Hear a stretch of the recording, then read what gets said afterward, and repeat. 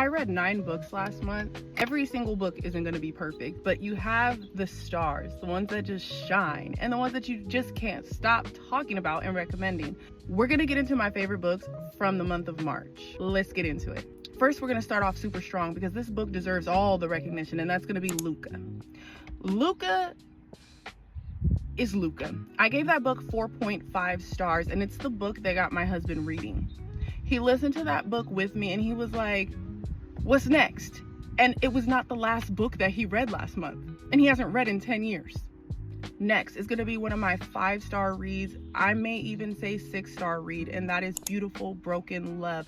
This book had me crying within the first 50 pages, and if you don't cry, we're not going to talk. I don't even want to talk to you, because if this book doesn't make you cry, then you're heartless. You're heartless. Next, we have Survive the Night by Riley Sager. He's the GOAT. He's the GOAT. He is who he thinks he is. Riley Sager, you are who you say you are. This book follows a girl who thinks that she's driving to her hometown to run away from college with a serial killer. Why would you continue to drive in the car if you think he's a serial killer? Anyways, I gave that book 4.5 stars, and he can do no wrong. We love you. Next, I have Summer Romance, and this was my first Annabelle Monaghan book, and I just love the way that she wrote. It's not too complex. It's very simple. So if you want to go into a book that's going to be like, have you really thinking, and like the sentences are really, really difficult, that's not this book. This book is just smooth sailing. It feels like I'm in a rom-com. And if you know me, when I read a romance book that's fluffy, I want to feel like I'm in a movie. I want to feel like I'm in an early 2000s rom-com, okay? I want to feel like Matthew McConaughey might make an appearance in this movie. And that's what I got from this book. Next, we have 7 Days in June. Now, this was a reread for me, and it proved to me exactly why I gave it 5 stars the first time.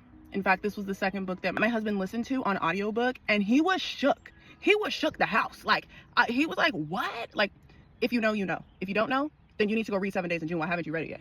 Huh? Last but not least, and I've been doing my best to not fall for all the social media hype surrounding certain books, but next was First Time Caller, and I was a little like, I don't know if I'm gonna like it or not because it's so popular, but she did what she came to do. Okay, you want something fluffy, then you need to read First Time Caller. I actually gave First Time Caller 4 stars. I just thought that the whole premise was so funny, and I could actually see it when I was reading it. Like, why was I watching this? And why was I singing the thong song? Why was I singing the thong song? Those are my top books from my reading last month. And if you're gonna read any of these, if you've read them, tell us what you rated them. Tell us what you think about them. You like them, you don't like them. Give me more recs. Give me more recs.